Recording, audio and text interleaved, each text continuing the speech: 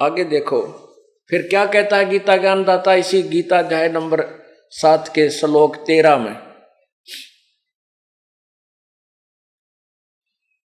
7 ये नीचे आइए श्लोक 13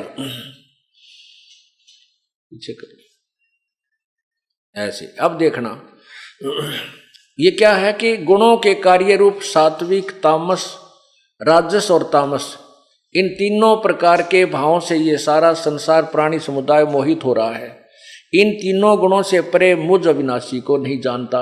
इससे सिद्ध है कि इन तीनों रजगुण ब्रह्मा, सद्गुण विष्णु, तमगुण शिव जी से अलग कोई और भगवान है, यानी वो जो गीता बोल रहा है।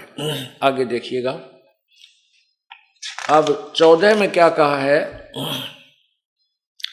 क्योंकि यह अलौकिक अर्थात अद्भुत त्रिगुणमयी मेरी माया, तीनों गुण रजगुण ब्रह्मा, सद्गुण विष्णु, तमगुण शिव जी द्वारा ये क्रियाएं जो हो रही हैं ये बड़ी दुस्तर है, यानी बहुत खतरनाक है। जो पुरुष मुझको ही भजते हैं, ब्रह्मा विष्णु महेश से ऊपर जो ब्रह्म साधना करते हैं, इस माया का उल्लंघन कर जाते हैं, अर्थात वो इन ब्रह्मा विष्णु महेश से ऊपर उठ जाते हैं। आगे देखना 15वें में कमाल कर दिया, माया के द्वारा जिनका ज्ञान हरा जा चुका है वो असुर स्वभाव को धारण किए हुए मनुष्यों में नीच दूषित कर्म करने वाले मूढ़ लोग मुझको नहीं भजते। पुण्यात्मा तीनों गुण रजगुण ब्रह्मा, सतगुण विष्णु जी, तमगुण शिव जी, ये कहते हैं कि जो इन तीनों गुणों तक ही सीमित है, इनसे अक्षणिक लाभ मिल रहा है और फिर जन्म मृत्यु 84 लाख योनियां इनको बहुत ज्यादा भोगनी पड़ती हैं। इनसे ऊपर जो अन्य साधना करने को तैयार नहीं है, उस जिनका इन तीनों गुणों के त्रिगुणमयी माया के द्वारा ज्ञान हरा जा चुका है, वो राक्षस स्वभाव को धारण किए हुए मनुष्यों में नीच दूषित कर्म करने वाले मूर्ख मुझे भी ना बजते। अब इसी गीता जय 7 के 21 से 23 को और पढ़ कर देखिएगा, 20 से 23 तक ये देखिएगा अध्याय नंबर 7 और मंत्र नंबर 20 देखिए नीचे।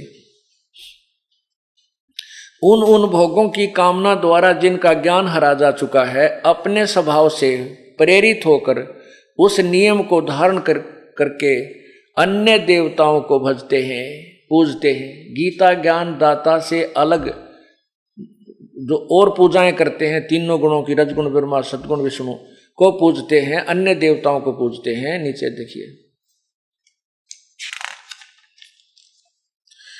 और जो सकाम भक्त जिस देवता के स्वरूप को श्रद्धा से पूजना चाहता है, उस भगत की श्रद्धा को मैं उसी देवता के प्रति स्थिर करता हूं। फिर देखना यह कमाल कर दिया, वह पुरुष उस श्रद्धा से युक्त होकर उस देवता की पूजन करता है, वह उस देवता से मेरे द्वारा ही विधान किए हुए उन इच्छित भोगों को निसंदेह प्राप्त करता। आगे देखना, अब इसमें सबका निर्णय दे दिया, परंतु उन अल्प बुद्धि वालों का वह फल नाशवान है।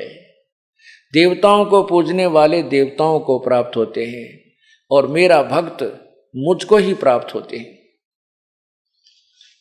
अब इसमें स्पष्ट कर दिया है कि ब्रह्म की साधना करने के अतिरिक्त जो अन्य देवताओं की पूजा करते हैं, तो वो कहते हैं कि जैसे तुम अन्य देवताओं की पूजा करते हैं ना, वो पूजते रहे हैं भगवान।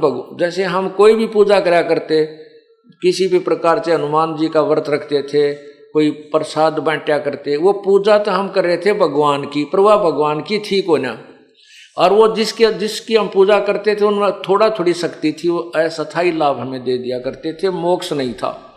इस कारण से यह कहा कि जो बेशक से दूसरे देवताओं की पूजा करते हैं तो वो भी लाभ ब्रह्म कहता मैंने ही उन देवताओं को दे रखा है, और उसी के कारण वो थोड़ा बहुत राह तुम्हें दे देते हैं। लेकिन उन अल्प बुद्धि वालों का है, उन मंद बुद्धि वाले मूर्खों की वो पूजाएं, अन्य देवताओं की पूजा गलत है।